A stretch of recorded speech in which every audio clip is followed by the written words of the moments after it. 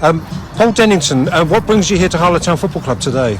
Well, thankfully Harlow have been very welcoming and allowed us to come here to raise awareness and to raise funds for Prostate Cancer UK. So it is part of the kind of battle to try and make sure men get caught in time, and for those not to be fully supported on their journey.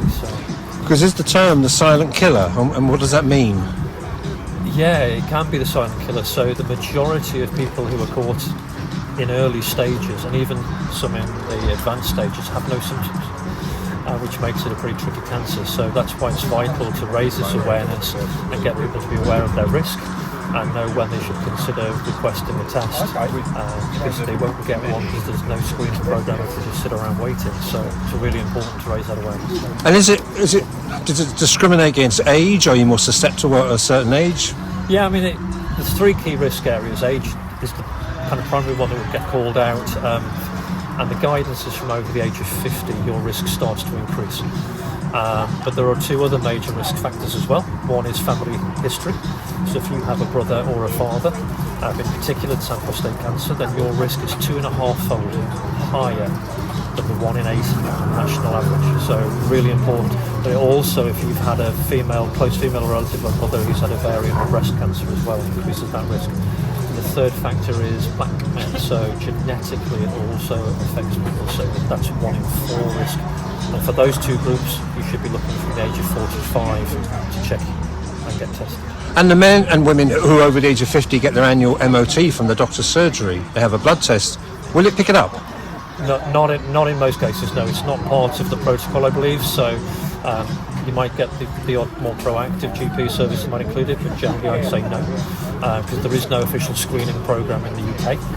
So you have to go and proactively ask for that blood test if you want to check, get that first marker as to whether there may be something going wrong with your prostate or something needs further investigation. But will I get it? If I went to my doctor's surgery and said, excuse me, I'd like to test for prostate, will I necessarily get it? Hopefully, yes. You never know. You never know. And I certainly on my journey, and a lot of people I've spoken to come back to me and say, I asked, and they said, oh, what are your symptoms? They've said none, and the doctor said, oh, you don't need a test, which is not the case, as we've just said. Most of those early cancers are symptom-free. So you are entitled to one under the Prostate Cancer Risk Management Programme. Therefore, if you're over the age of 50, or if you have those other two risks we mentioned, over the age of 45, you can insist on having a PSA blood test.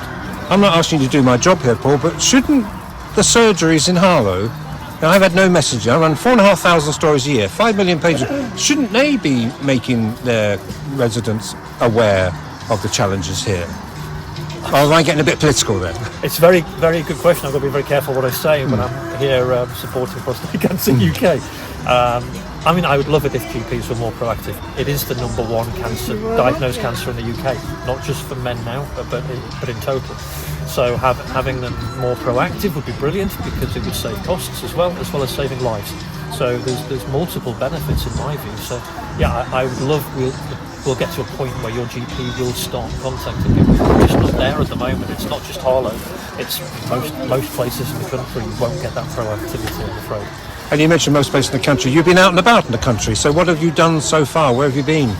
I've done a lot of different fundraising. So I started off with the 25 million step challenge, which I do mainly locally, but wherever I go I walk, which is going to take me 5 years from when I was diagnosed, which was about 4.5 years ago. But the recent one I did was my March Through Life.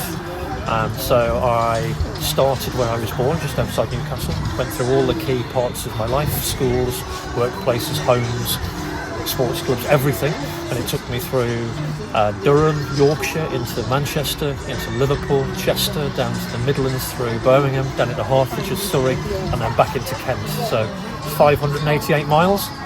I did it in 36 days, back 16.5 miles average a day, no rest days. It was quite a challenge, but I had amazing support on the way from friends and people I'd never met before. So And we said we're not doing politics, but have you spoken to politicians at all, or senior health officials? I've spoken to my MP previously, who was very enthusiastic and then did, unfortunately, very little. I won't name him and embarrass him, but yeah, unfortunately, nothing much came of that.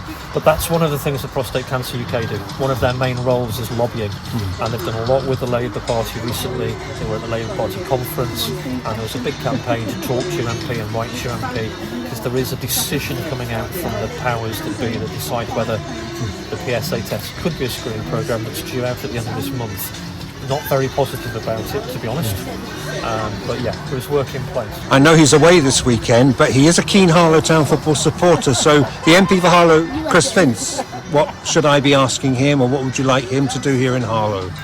Well, I mean, I think nationally he should be pressing whoever would be appropriate, health minister or whoever that would be, to really drive home the case, the importance.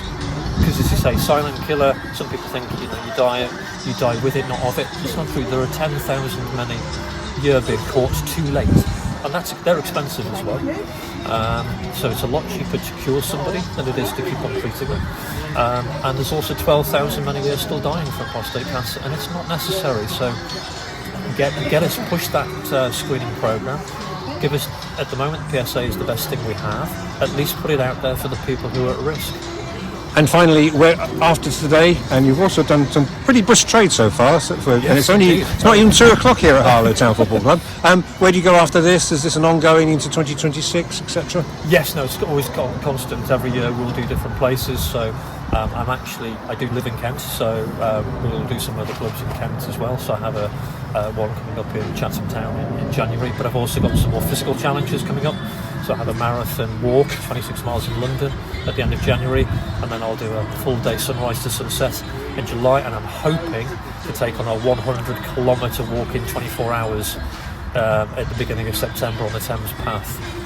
So that would be a super challenge. That's about 62 miles in one day, so big stuff to come, hopefully. Well, good luck and well done for you, do, and maybe we'll catch up with you. Thank you so much for the time, and I really appreciate the support of Harlow Town as the club and the community here for the support and the welcome that they're giving us.